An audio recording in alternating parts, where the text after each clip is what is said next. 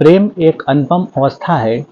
इस अवस्था में पहुंचते ही साधक के हृदय से संगीत बजने लगता है। उसके पग स्वतः नृत्य करने लगते हैं, मानो धरती के साथ उसके कदम नृत्य कर रहे हों। नृत्य करते हुए मेघ वर्षा कर रहे हो। ठीक ऐसी स्थिति उस प्रेमी का भी हो जाता है। उसके भीतर मन की भूमि में आनंद की वर्षा टपकने लगता है, मानो मन की भूमि में हजारों फूल खिल गए, जिसकी खुशबू में प्रेमी मदहोश हो गया हो। मदहोश प्रेमी चांदनी रात में शांत नदी में बार बार अपनी प्रियतमा की झलक देख आनंदित हो उछल रहा है। प्रियतमा उस चांदनी रात में तेज हवा की झोंकों को सुन उसे ऐसा लगने लगता जैसे उसके प्रेमी के कदमों की आहट हो। ये हवाएं भी उसका पैगाम बन जाती हैं। ये आसमां उसकी सुंदरता, ये कायनात उसके कदमों को चूमने लगता है। उस जुड़ाव में वे परमानंद में उतर जाते हैं। लेकिन जो प्रेम शरीर की सुंदरता पर ही टिका हुआ है, वो प्रेम हो ही नहीं सकता। वह तो सिर्फ वासना की अंधी दौड़ है, जिसमें दोनों गिरते हैं, पछताते हैं। हम किस अंधे कूप में गिर गए, जहां परिंदों की आवाज़ सुनना भी मुश्किल हो जाता है।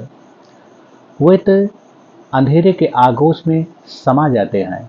उन्हें तो सूरज का प्रकाश भी नहीं नसीब होता। ऐसी दौड़ में जीवन को नष्ट कर परमात्मा से दूर हट जाते हैं। पर इसके बावजूद भी ज़्यादातर लोग काया की सुंदरता में ही तल्लीन हो जाते हैं।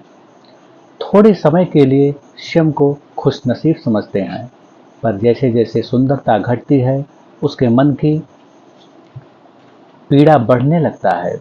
वो व्याकुल होने लगते हैं। वो एक दूसरे से दूर भागने लगते हैं। उन्हें एक दूसरे पर घृणा होने लगती है। ऐसा ही लगेगा, क्योंकि उनकी सुंदरता ठीक ऐसा ही है जैसे किसी चित्रकार का चित्र पानी में गिर गया हो। वह चित्र धीरे धीरे विकृत हो गया हो। ठीक ऐसा ही हाल वासना की अंधी दौड़ में होता है। धीरे धीरे उनके काया की सुंदरता विकृत हो जाता है। तब उन्हें घृणा पकड़ लेता है। उनकी पीड़ा इतनी बढ़ जाती है कि जीवन शापित हो जाता है। इसलिए स्त्रियां ये देखे कि उसके प्रेमी के प्राणों की संगीत उसे सुनाई दे रहा है, महसूस करे कि उसके प्रेमी के भीतर का फूल खिल गया है, जिसकी खुशबू स्त्री के प्राणों में उतर गया है। अगर ऐसा है तो चूक मत करना, कोई लहर उठ रहा है। वो अब एक दूसरे से एक हो जाना चाहता है। ऐसे लोग का जीवन आनंद से भर जाता है। ठीक ऐसा ही पुरुष को अपने प्रीतमा के प्राणों की संगीत सुनाई दे रहा है। उस संगीत में उसके कदम नृत्य करने के लिए व्याकुल हो रहे हैं, तो समझना तुम परमात्मा के द्वार पर खड़े हो। और तब तक खड़े रहना जब तक द्वार खुद ही न खुल जाए।